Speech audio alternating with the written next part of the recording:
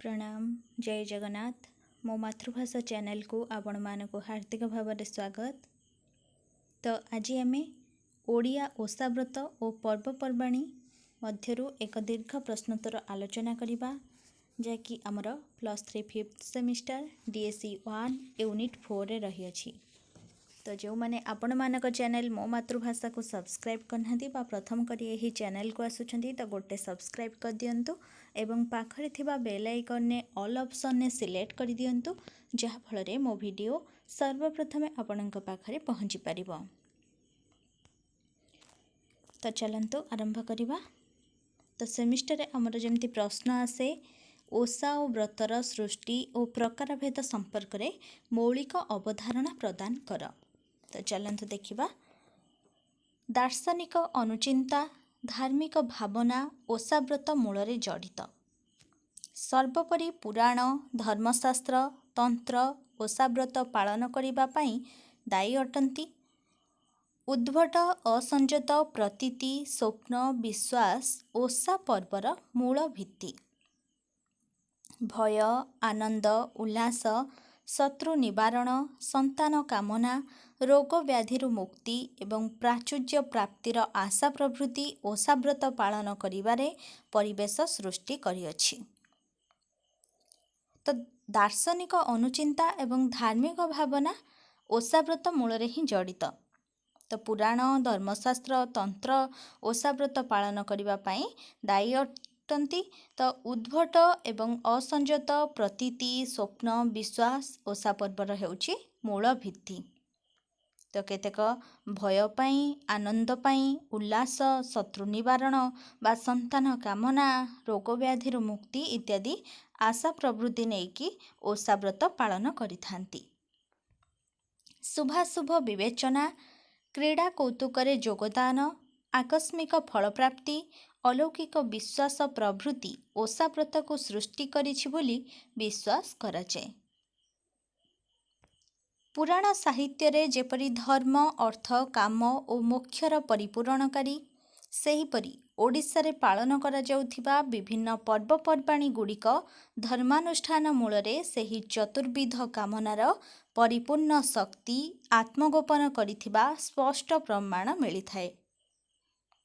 तो पुराण साहित्य रे जेपरि धर्म अर्थ काम मोक्षर परिपूरणकारी तो सेहीपरि ओडिशा रे आमर जेपरि पालन करा जाउथिबा विभिन्न पर्वपर्वाणी गुड़िक धर्मानुष्ठान मूलरे सेही चतुर्विध कामनार परिपूर्ण शक्ति आत्मगोपन करिथिबा स्पष्ट प्रमाण मिलिथाए। आम सामाजिक परंपरा और संस्कृति रे एपरिकी किछि पर्व अछि जेउ गुड़िक मानसिक अभीष्ट पूरण पई निर्दिष्ट समय पई पालन करा जाई थाए। कामनार सिद्धि घटिले बा ईप्सित कृत्य कार्य समापन हेले व्रत उद्यापित होई थाए। तो आम सामाजिक परंपरा बा संस्कृति रे एपरी किछि पर्व अछि जेउ गुड़िक कि मानसिक अभीष्ट पूरण पई पालन करा जाए। तो कामनार सिद्ध घटिले बा मानसिक पूरण हेले तो से व्रतटी उद्यापित होई थाए। ओडिया रमणी माने पुत्र संतान प्राप्ति उद्देश्य रे 12 वर्ष किंबा 14 वर्ष पर्यंत रवि नारायण व्रत पालन करिथांती। आकस्मिक भावे अनंत व्रत पाइले नारी माने व्रत पालन करिबाकू बाध्य अटंती। जल रे विसर्जन करा जाइथिबा व्रत अन्य केही नारी पाइले अनंत व्रत पालन करुथिबा लक्ष्य करा जाइथाए। धर्म पाप पुण्य नीति कर्तव्य आदि विचार रे साधारण लोकर जीवन गति अहरह नियंत्रित होइथाए। लोक जीवनर अनुरूप अवदानर प्रकृष्ट धर्म चेतना और सामग्रिक भावे निच्छक लोक संस्कृतिर निदर्शन धर्मानुष्ठान लौकिक पर्वपर्वाणी ओषा व्रत प्रभृति एही सूत्र रे संभूत। तो केते गुड़े ओषा थाए जाकि मानसिक अभीष्ट पूरण पई करा जाई थाए। तो मानसिक पूरण हेले बा कामनार सिद्धि घटिले तो से व्रत को उद्यापित करा जाई थाए। ତ ଓଡ଼ିଆ ରମଣୀମାନେ ପୁତ୍ର ସନ୍ତାନ ପ୍ରାପ୍ତି ଉଦ୍ଦେଶ୍ୟରେ 12 ବର୍ଷ କିମ୍ବା 14 ବର୍ଷ ପର୍ଯ୍ୟନ୍ତ ରବିନାରାୟଣ ବ୍ରତ ପାଳନ କରିଥାନ୍ତି। ତ ଅନନ୍ତ ବ୍ରତ ହେଉଛି ଯେଉଁ ଆକସ୍ମିକ ଭାବେ ଯେଉଁ ବ୍ରତ ପାଇଥାନ୍ତି ତ ନାରୀମାନେ ତାହାକୁ ପାଳନ କରିବାକୁ ବାଧ୍ୟ ଅଟନ୍ତି। ଯେଉଁ ଜଳରେ ବିସର୍ଜନ କରାଯାଇଥିବା ବ୍ରତ ଅନ୍ୟ ନାରୀ ପାଇଥାଏ ତ ତାହାକୁ ଅନନ୍ତ ବ୍ରତ କରିଥାଏ। ଧର୍ମ, ପାପ, ପୁଣ୍ୟ, ନୀତି, କର୍ତ୍ତବ୍ୟ ଆଦି ବିଚାରରେ ସାଧାରଣ ଲୋକର ଜୀବନ ଗତି ଅହରହ ନିୟନ୍ତ୍ରିତ ହୋଇଥାଏ ଏବଂ ଲୋକ ଜୀବନର ଅନୁରୂପ ଅବଦାନର ପ୍ରକୃଷ୍ଟ ଧର୍ମଚେତନା ସାମଗ୍ରିକ ଭାବେ ନିଚ୍ଛକ ଲୋକ ସଂସ୍କୃତିର ନିଦର୍ଶନ। ଧର୍ମାନୁଷ୍ଠାନ, ଲୌକିକ ପର୍ବପର୍ବାଣୀ, ଓଷା, ବ୍ରତ ପ୍ରଭୃତି ଏହି ସୂତ୍ରରେ ସମ୍ଭୂତ। ତ ଆମ ସଂସ୍କୃତିରେ ସାଧାରଣତଃ ଦେଖାଯାଏ ପର୍ବପର୍ବାଣୀ ଗୁଡ଼ିକ ଓଷା ଓ ବ୍ରତ ଠାରୁ ସ୍ୱତନ୍ତ୍ର। ଓଷା ବ୍ରତ ଗୁଡ଼ିକୁ ପର୍ବ ବୋଲି ଆଖ୍ୟା ଦିଆଯାଇପାରେ, ମାତ୍ର ବ୍ରତାଦିରେ ମାନସିକ ପୂରଣ ବା କାମନା ସିଦ୍ଧି ରୂପେ ଆଭିମୁଖ୍ୟ ଜଡ଼ିତ ଥାଏ। ଏହି ନିୟମ ଓ ଶୃଙ୍ଖଳା ପର୍ବପର୍ବାଣୀରେ ଦେଖିବାକୁ ମିଳେ ନାହିଁ। ତ ଆମର ଓଷା ବା ବ୍ରତଠାରେ ଯେଉଁ ଗୁଡ଼ିକ ନିୟମ ଥାଏ ତା ପର୍ବପର୍ବାଣୀ ଗୁଡ଼ିକରେ ସେ ନିୟମ ଗୁଡ଼ିକ ନଥାଏ। ତ ସାଧାରଣ ଦେଖାଯାଏ କି ପର୍ବପର୍ବାଣୀ ଗୁଡ଼ିକ ଓଷା ଓ ବ୍ରତ ଠାରୁ ସ୍ୱତନ୍ତ୍ର ଭାବେ ଅଲଗା। ତ ଓଷା ବ୍ରତ ଗୁଡ଼ିକୁ ପର୍ବ ବୋଲି ଆଖ୍ୟା ଦିଆଯାଇପାରେ, ମାତ୍ର ବ୍ରତାଦିରେ ମାନସିକ ପୂରଣ ବା କାମନା ସିଦ୍ଧି ରୂପୀ ଆଭିମୁଖ୍ୟ ଜଡ଼ିତ ହୋଇଥାଏ। ଏହି ନିୟମ ଓ ଶୃଙ୍ଖଳା ପର୍ବପର୍ବାଣୀରେ ଦେଖିବାକୁ ମିଳେ ନାହିଁ। ଏଥିପାଇଁ ପର୍ବଗୁଡ଼ିକୁ କାମନା ବର୍ଜିତ ବୋଲି କୁହାଯାଇପାରିବ ନାହିଁ। ବ୍ରତ ନିର୍ଦ୍ଦିଷ୍ଟ ବ୍ୟକ୍ତି ପରିବାରରେ ପାଳନ କରିଥାନ୍ତି। ପରିବାରର ଅନ୍ୟ ସଦସ୍ୟମାନେ ଏହାର ଫଳ ଭୋଗ କରନ୍ତି। ଓଷା ବା ବ୍ରତ ପରିବାରର ତଥା ସମାଜର ଉପଭୋଗ୍ୟ ଧାର୍ମିକ ଭାବନା ଅଟେ। ଆମ ସଂସ୍କୃତିରେ ବିଭିନ୍ନ କାମନା ରହିତ ବ୍ରତ ପାଳନ କରିବାର ବିଧି ଅଛି। ବ୍ରତକୁ ଭାକ୍ତିକ ଭାବନା ଓ ହୃଦୟରେ ପାଳନ କରିବା ବ୍ରତୀର ଧର୍ମ। ତ ଓଷା ବା ବ୍ରତ ଗୁଡ଼ିକରେ ଯେଉଁ ପାଳନ କରିବାରେ ନିୟମ ବା ଶୃଙ୍ଖଳା ରହିଥାଏ, ପର୍ବପର୍ବାଣୀରେ ତାହା ଦେଖିବାକୁ ମିଳିନଥାଏ। ତ ପରିବାରର ନିର୍ଦ୍ଦିଷ୍ଟ ବ୍ୟକ୍ତି ବ୍ରତ ପାଳନ କରିଥାନ୍ତି ଏବଂ ଅନ୍ୟ ସଦସ୍ୟମାନେ ଏହାର ଫଳ ଭୋଗ କରନ୍ତି। ଓଷା ବା ବ୍ରତ ପରିବାରର ତଥା ସମାଜର ଉପଭୋଗ୍ୟ ଧାର୍ମିକ ଭାବନା ଅଟେ। ଆମ ସଂସ୍କୃତିରେ ବିଭିନ୍ନ କାମନା ରହିତ ବ୍ରତ ପାଳନ କରିବାର ମଧ୍ୟ ବିଧି ଅଛି। ବ୍ରତକୁ ଭାକ୍ତିକ ଭାବନା ଓ ହୃଦୟରେ ପାଳନ କରିବା ହେଉଛି ବ୍ରତୀର ଧର୍ମ। ଓଡ଼ିଆ ରମଣୀମାନେ ଏହି ଶୃଙ୍ଖଳା ତଥା ନିୟମ ଆଧାରିତ ପବିତ୍ର ମନ ଓ ହୃଦୟରେ ବ୍ରତକୁ ପାଳନ କରନ୍ତି। ବ୍ରତ ପାଳନ ସମୟରେ ବିଘ୍ନ ଘଟିଲେ ପରିବାର ତଥା ସ୍ୱୟଂ ବ୍ରତୀର ଅମଙ୍ଗଳ ହୁଏ ବୋଲି ବିଶ୍ୱାସ ଅଛି। ତ ନିଷ୍ଠାର ସହିତ ବ୍ରତକୁ ପାଳନ କରାଯାଇଥାଏ। ତ ବ୍ରତ ପାଳନ ସମୟରେ ବିଘ୍ନ ଘଟିଲେ ପରିବାର ତଥା ଯିଏ ବ୍ରତ କରିଥାନ୍ତି ବ୍ରତୀ ତ ତାଙ୍କର ଅମଙ୍ଗଳ ହୁଏ ବୋଲି ବିଶ୍ୱାସ ରହିଛି।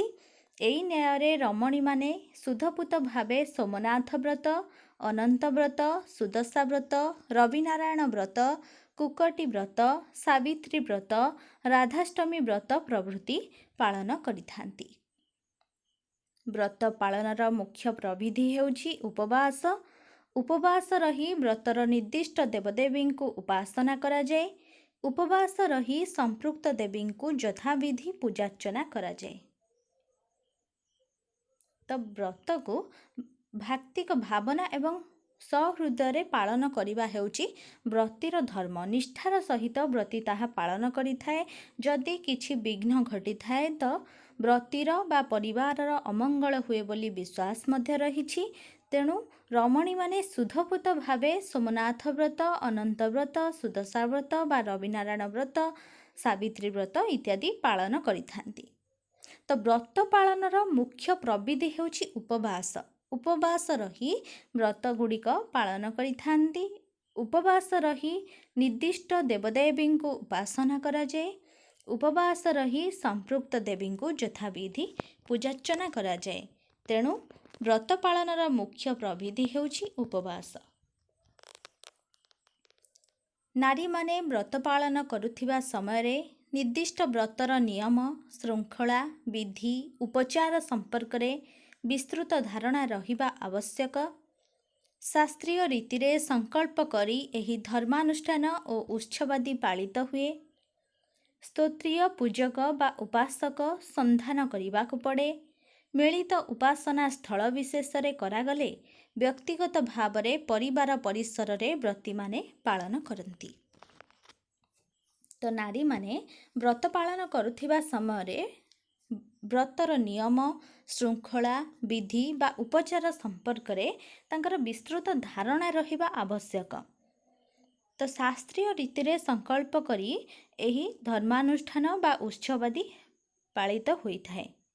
ସ୍ତୋତ୍ରୀୟ ପୂଜକ ବା ଉପାସକ ସନ୍ଧାନ କରିବାକୁ ପଡ଼େ ଏବଂ ମିଳିତ ଉପାସନା ସ୍ଥଳ ବିଶେଷରେ କରାଗଲେ ବ୍ୟକ୍ତିଗତ ଭାବରେ ପରିବାର ପରିସରରେ ବ୍ରତୀମାନେ ପାଳନ କରନ୍ତି। ତ ନାରୀମାନେ ମୁଖ୍ୟତଃ ବ୍ରତ ପାଳନ କରନ୍ତି। ବ୍ରତ ପାଳନ ଦିଗରେ ମଧ୍ୟ ପୁରୁଷମାନେ ଅଂଶଗ୍ରହଣ କରିଥାନ୍ତି। ପୁରୁଷ ଓ ସ୍ତ୍ରୀ ଉଭୟ ମଧ୍ୟ ବ୍ରତ ପାଳନ କରିଥାନ୍ତି। ସାଧାରଣତଃ ଜନ୍ମାଷ୍ଟମୀ, ଶିବରାତ୍ରି, ରାଧାଷ୍ଟମୀ, ବିନାୟକ ବ୍ରତ ପ୍ରଭୃତି ପୁରୁଷମାନେ ପାଳନ କରୁଥିବା ମଧ୍ୟ ଦେଖାଯାଇଥାଏ। ମାତ୍ର ଓଷା ଗୁଡ଼ିକ ସମ୍ପୂର୍ଣ୍ଣ ନାରୀ କୃତ୍ୟ। ତ ବ୍ରତ ପାଳନ ଦିଗରେ ପୁରୁଷମାନେ ଅଂଶଗ୍ରହଣ କରିଥାନ୍ତି। ମୁଖ୍ୟତଃ ନାରୀମାନେ ବ୍ରତ ପାଳନ କରନ୍ତି। ତ ପୁରୁଷ ଓ ସ୍ତ୍ରୀ ଉଭୟ ମଧ୍ୟ ବ୍ରତ ପାଳନ କରିଥାନ୍ତି। ଯେମିତିକି ଜନ୍ମାଷ୍ଟମୀ, ଶିବରାତ୍ରି, ରାଧାଷ୍ଟମୀ, ବିନାୟକ ବ୍ରତ ଗୁଡ଼ିକୁ ପୁରୁଷମାନେ ମଧ୍ୟ ପାଳନ କରୁଥିବା ଦେଖାଯାଇଥାଏ। ମାତ୍ର ଓଷା ଗୁଡ଼ିକ ସମ୍ପୂର୍ଣ୍ଣ ନାରୀ କୃତ୍ୟ। ଶାସ୍ତ୍ରୀୟ ନିୟମ ଅନୁଯାୟୀ ଏହା ବିଧି ନିର୍ଦ୍ଦିଷ୍ଟ। ପର୍ବ ପାଳନ ହିଁ ମୌଳିକ ଭାବେ ଉପାସନା ଉପରେ ଆଧାରିତ। ଓଷା ଶବ୍ଦର ଉତ୍ପତ୍ତି ଉପାସନାରୁ। ଉପବାସ ଅର୍ଥରେ ଓଷା ଶବ୍ଦର ତାତ୍ପର୍ଯ୍ୟ ମଧ୍ୟ କେହି କେହି ଅବତାରଣା କରିଥାନ୍ତି। ମୋଟ ଉପରେ ଦେଖିବାକୁ ଗଲେ ପର୍ବ, ବ୍ରତ, ଓଷା ଗୁଡ଼ିକ ପରସ୍ପର ସମ୍ପୃକ୍ତ। ସବୁଥିରେ ଧାର୍ମିକ ଚେତନାର ଅସ୍ତିତ୍ୱ ପ୍ରଭାବଶାଳୀ ଭାବେ ଦଣ୍ଡାୟମାନ। ତ ଶାସ୍ତ୍ରୀୟ ନିୟମ ଅନୁଯାୟୀ ଏହା ବିଧି ନିର୍ଦ୍ଦିଷ୍ଟ। ପର୍ବ ପାଳନ ହେଉଛି ମୌଳିକ ଭାବେ ପର୍ବ ପାଳନ ପାଇଁ ଉପାସନା ଉପରେ ଆଧାରିତ ହୋଇଥାଏ। ତ ଓଷା ଶବ୍ଦର ଉତ୍ପତ୍ତି ଉପାସନାରୁ ହିଁ ହୋଇଛି। ଉପବାସ କହିଲେ ଓଷା ଶବ୍ଦର ତାତ୍ପର୍ଯ୍ୟ ମଧ୍ୟ କେହି କେହି ଅବତାରଣା କରିଥାନ୍ତି। ତ ମୋଟ ଉପରେ ଦେଖିବାକୁ ଗଲେ ପର୍ବ, ବ୍ରତ, ଓଷା ଗୁଡ଼ିକ ପରସ୍ପର ସମ୍ପୃକ୍ତ। ସବୁଥିରେ ଧାର୍ମିକ ଚେତନାର ଅସ୍ତିତ୍ୱ ପ୍ରଭାବଶାଳୀ ଭାବେ ଦଣ୍ଡାୟମାନ। ସେଥିପାଇଁ କୁହାଯାଇଛି ଈଶ୍ୱର ଉପାସନା ବା The worship of God was seen as the disguised worship of society on which each member depended. From this followed the function of religion in society. ତ ପର୍ବ, ବ୍ରତ ଏବଂ ଓଷା ଗୁଡ଼ିକ ପରସ୍ପର ଭାବେ ସମ୍ପୃକ୍ତ। ସବୁଥିରେ ଧାର୍ମିକ ଚେତନାର ଅସ୍ତିତ୍ୱ ପ୍ରଭାବଶାଳୀ ଭାବେ ଦଣ୍ଡାୟମାନ। ସୁତରାଂ ଦେବଦେବୀ ଉପାସନା, ନୈତିକ ଜୀବନଧାରା, ସାତ୍ତ୍ୱିକ ଉପଚାର, ପବିତ୍ର ଆଚାର ପ୍ରଭୃତି ଆନୁଷଙ୍ଗିକ ଅନ୍ୟାନ୍ୟ ଉପାଦାନକୁ ନେଇ ସମ୍ମିଳିତ ଭାବେ ଓଷା ବ୍ରତ ଓ ପର୍ବପର୍ବାଣୀ ପାଇଁ ପୃଷ୍ଠଭୂମି ତିଆରି କରାଯାଇଛି। ଡକ୍ଟର କୁଞ୍ଜବିହାରୀ ଦାସଙ୍କ ମତରେ ଉତ୍କଳର ଶୈବ ଧର୍ମର ପ୍ରାଧାନ୍ୟ ଥିଲାବେଳେ ଖୁବ୍ ସମ୍ଭବ ଅଧିକାଂଶ ଓଷା ବ୍ରତାଦି ସୃଷ୍ଟି ହୋଇଥିଲା। ତ ଶୈବ ଧର୍ମ ସମ୍ପର୍କରେ ମୁଁ ମଧ୍ୟ ପୂର୍ବରୁ ଦୀର୍ଘ ପ୍ରଶ୍ନୋତ୍ତର ଆଲୋଚନା କରିସାରିଛି। ତ ଶୈବ ଧର୍ମ ସମୟରେ କିପରି ଶିବ ମନ୍ଦିର ଗୁଡ଼ିକ ପ୍ରତିଷ୍ଠା କରାଯାଇଥିଲା, ଯେପରିକି ଭୁବନେଶ୍ୱର ଲିଙ୍ଗରାଜ ମନ୍ଦିର, ରାଜରାଣୀ ମନ୍ଦିର, ଏସବୁ ଶୈବ ଧର୍ମ ପାଇଁ ପ୍ରତିଷ୍ଠା ହୋଇପାରିଥିଲା। ତ ସେହି ସମୟରୁ ହିଁ ଅଧିକାଂଶ ଓଷା ବ୍ରତ ଆରମ୍ଭ ହୋଇଛି ବା ସୃଷ୍ଟି ହୋଇଛି। ତ ଦେବଦେବୀ ଉପାସନା ବା ନୈତିକ ଜୀବନଧାରା, ସାତ୍ତ୍ୱିକ ଉପାଚାର ବା ପବିତ୍ର ଆଚାର ପ୍ରଭୃତି ଆନୁଷଙ୍ଗିକ ଅନ୍ୟାନ୍ୟ ଉପାଦାନକୁ ନେଇ ସମ୍ମିଳିତ ଭାବେ ଓଷା ବ୍ରତ ଓ ପର୍ବପର୍ବାଣୀ ପାଇଁ ପୃଷ୍ଠଭୂମି ତିଆରି କରାଯାଇଛି। ଋଗ୍ବେଦ କିମ୍ବା ପ୍ରାଚୀନ ଧର୍ମଶାସ୍ତ୍ର ଓ ଧର୍ମସୂତ୍ରାଦିରେ ଓଷା ବ୍ରତର କଥା ଉଲ୍ଲେଖ ନାହିଁ। ଆଦିକାଳରେ ବୌଦ୍ଧ ଧର୍ମ ଓ ବ୍ରାହ୍ମଣ୍ୟ ଧର୍ମ ବ୍ରତ ପୂଜାକୁ ସ୍ୱୀକୃତି ଦେଇନାହିଁ। ତ ପୂର୍ବରୁ ବୌଦ୍ଧ ଧର୍ମ ବା ବ୍ରାହ୍ମଣ୍ୟ ଧର୍ମରେ ବ୍ରତ ପୂଜା ଗୁଡ଼ିକ ଦେଖିବାକୁ ମିଳେ ନାହିଁ। ତ ଶୈବ ଧର୍ମ ଠାରୁ ହିଁ ଓଷା ବ୍ରତାଦିର ସୃଷ୍ଟି ହୋଇଥିଲା। ତ ସମ୍ରାଟ ଅଶୋକ ଏସବୁ ଲୋକାୟତ ଧର୍ମର ଆଚାର ଅନୁଷ୍ଠାନକୁ ପସନ୍ଦ କରିନାହାନ୍ତି। ଫଳରେ ଓଷା ବ୍ରତ ସବୁ ପୁରାଣ ଯୁଗରେ ପ୍ରତିଷ୍ଠା ହୋଇଛି। ବାସ୍ତବରେ କେତେକ ଓଷା ବ୍ରତର ସୂତ୍ର ପ୍ରାକ୍ ବୈଦିକ କାଳର ଅମାର୍ଜିତ ଅପରିପୁଷ୍ଟ ଲୋକନୃତ୍ୟରେ ଅନ୍ତର୍ନିହିତ ଥାଇପାରେ। ନଚେତ୍ ମାର୍ଜିତ ଓ ପରିପୁଷ୍ଟ ଉପାସନା ପ୍ରତି ବିଧିଶାସ୍ତ୍ର ବୈଦିକ ପୁରାଣ କାଳର ଅଟେ। ଆଦିମାନବର ଜୀବନ ଜୀବିକା ପରିବେଶ ଚେତନା ଉପକାର ଅପକାର ଅନୁଚିନ୍ତା ତଥା ଭୟ ମମତା ରୂପୀ ବିଚିତ୍ର ଭାବନା ଯେଉଁ ବିକୃତ ମୌଳିକ ଭାବନା ଓ ପରମ୍ପରାରେ କ୍ଷୀଣ ଆଭାସ ସୃଷ୍ଟି କରୁଥିଲା, ବୈଦିକ ଯୁଗ ହୁଏତ ତାହାରି ଉପରେ ଯଜ୍ଞ ଉପାସନା ପ୍ରଭୃତି କେତେକ ଶାସ୍ତ୍ରୀୟ କୃତିର ଉଜ୍ଜ୍ୱଳ କୃତି। ତ ବାସ୍ତବରେ ଦେଖିବାକୁ ଗଲେ କେତେକ ଓଷା ବ୍ରତର ସୂତ୍ର ପ୍ରାକ୍ ବୈଦିକ କାଳର ଅମାର୍ଜିତ ଅପରିପୁଷ୍ଟ ଲୋକନୃତ୍ୟରେ ଅନ୍ତର୍ନିହିତ ଥାଇପାରେ। ନଚେତ୍ ମାର୍ଜିତ ଓ ପରିପୁଷ୍ଟ ଉପାସନା ପ୍ରତି ବିଧିଶାସ୍ତ୍ର ବୈଦିକ ପୁରାଣ କାଳର ଅଟେ। ତ ଆଦିମାନବର ଯେଉଁ ଜୀବନ ଜୀବିକା ବା ପରିବେଶ ଚେତନା ଉପକାର ଅପକାର ବା ଅନୁଚିନ୍ତା ତଥା ଭୟ ମମତା ରୂପୀ ବିଚିତ୍ର ଭାବନା, ତ ମୌଳିକ ଭାବନା ଓ ପରମ୍ପରାରେ ଯେଉଁ କ୍ଷୀଣ ଆଭାସ ସୃଷ୍ଟି କରୁଥିଲା, ତ ବୈଦିକ ଯୁଗ ହୁଏତ ତାହାରି ଉପରେ ଯଜ୍ଞ ଉପାସନା ପ୍ରଭୃତି କେତେକ ଶାସ୍ତ୍ରୀୟ କୃତିର ଉଜ୍ଜ୍ୱଳ କୃତି। ଶ୍ରୁତି ସ୍ତୁତି ଓ ପୁରାଣ ବା ବିଗତ ପରମ୍ପରାର ପୁନରାବୃତ୍ତି ଏବଂ ପୁରାଣରୁ ଓଷା ବ୍ରତର ପ୍ରାଚୀନ ଇତିହାସ ମିଳେ। ହିନ୍ଦୁମାନେ ଅସୁମାରୀ ବସ୍ତୁ ଉପାସନାର ପକ୍ଷପାତୀ। ଅନୁରୂପ ହିନ୍ଦୁ ପରମ୍ପରାର ପରିଣତି ହୁଏତ ଅସଂଖ୍ୟ ଓଷା ବ୍ରତ ଓ ପର୍ବପର୍ବାଣୀରେ ଆତ୍ମପ୍ରକାଶ କରିଛି। ତ ହିନ୍ଦୁମାନେ ଅସୁମାରୀ ବସ୍ତୁ ଉପାସନାର ପକ୍ଷପାତୀ। ତ ହିନ୍ଦୁ ପରମ୍ପରାର ପରିଣତି ହୁଏତ ଅସଂଖ୍ୟ ଓଷା ବ୍ରତ ଓ ପର୍ବପର୍ବାଣୀରେ ଆତ୍ମପ୍ରକାଶ କରିଛି। ସୁତରାଂ ଓଷା ବ୍ରତ ଭାରତୀୟ ସଂସ୍କୃତିର ବଳିଷ୍ଠ ଅଙ୍ଗ, ହିନ୍ଦୁ ଚେତନାର ବଳିଷ୍ଠ ଅଭିବ୍ୟକ୍ତି। ପ୍ରାଚୀନ ଯଜ୍ଞ କର୍ମର ବିଧିବିଧାନକୁ ବୌଦ୍ଧ ଓ ଜୈନ ଧର୍ମ ବିରୋଧ କରିଥିଲା। ସେଥିପାଇଁ ସମ୍ଭବତଃ ବୈଦିକ ଧର୍ମାବଲମ୍ବୀମାନେ ଯଜ୍ଞ କୃତ୍ୟକୁ ସାଧାରଣ ଜନତା ଉଦ୍ଦେଶ୍ୟରେ ସରଳୀକୃତ କରି ବ୍ରତ ରୂପରେ ସମାଜରେ ଉପସ୍ଥାପିତ କରିଥିବା ବିଷୟରେ କେହି କେହି ମତ ପ୍ରଦାନ କରିଥାନ୍ତି। ତ ହିନ୍ଦୁମାନେ ହେଉଛନ୍ତି ଅସୁମାରୀ ବସ୍ତୁ ଉପାସନାର ପକ୍ଷପାତୀ। ତ ହିନ୍ଦୁ ଚେତନାର ବଳିଷ୍ଠ ଅଭିବ୍ୟକ୍ତି। ହିନ୍ଦୁ ପରମ୍ପରାର ପରିଣତି ଅସଂଖ୍ୟ ଓଷା ବ୍ରତ ବା ପର୍ବପର୍ବାଣୀରେ ଆତ୍ମପ୍ରକାଶ ବା ଆତ୍ମବିଶ୍ୱାସ କରିଛି। ତ ସୁତରାଂ ଓଷା ବ୍ରତ ହେଉଛି ଭାରତୀୟ ସଂସ୍କୃତିର ବଳିଷ୍ଠ ଅଙ୍ଗ। ସେଥିପାଇଁ ସମ୍ଭବତଃ ବୈଦିକ ଧର୍ମାବଲମ୍ବୀମାନେ ଯଜ୍ଞ କୃତ୍ୟକୁ ସାଧାରଣ ଜନତା ଉଦ୍ଦେଶ୍ୟରେ ସରଳୀକୃତ କରି ବ୍ରତ ରୂପରେ ସମାଜରେ ଉପସ୍ଥାପିତ କରିଥିବା ବିଷୟରେ କେହି କେହି ମତ ପ୍ରଦାନ କରିଥାନ୍ତି। ତେଣୁ ମୋଟ ଉପରେ ଦେଖିବାକୁ ଗଲେ ପର୍ବପର୍ବାଣୀ ପୂଜା ଓଷା ବ୍ରତ ଉପାସନା ଆଦି ସମନ୍ୱିତ ଧାର୍ମିକ କୃତ୍ୟ ବିଶେଷ ଅଟେ। ତ ଏହା ଥିଲା ଆଜିର ଓଷା ଓ ବ୍ରତର ସୃଷ୍ଟି ଓ ପ୍ରକାରଭେଦ ସମ୍ପର୍କରେ ମୌଳିକ ଅବଧାରଣା ସମ୍ପର୍କରେ ଆଲୋଚନା। ଆଶା କରୁଛି ଏହା ଆପଣଙ୍କ ପାଇଁ ବହୁତ ଉପାଦେୟ ହେବ। ତ ଭିଡ଼ିଓ ଭଲ ଲାଗିଥିଲେ ଲାଇକ୍ କରିବାକୁ ଆଦୌ ଭୁଲିବେନି ଏବଂ ସାଙ୍ଗମାନଙ୍କୁ ସେୟାର କରିଦେବେ, ଯାହାଫଳରେ ସେମାନେ ମଧ୍ୟ ଉପକୃତ ହୋଇପାରିବେ। ତ ରହୁଛି, ସମସ୍ତେ ଭଲରେ ରୁହନ୍ତୁ, ଖୁସିରେ ରୁହନ୍ତୁ। ଧନ୍ୟବାଦ।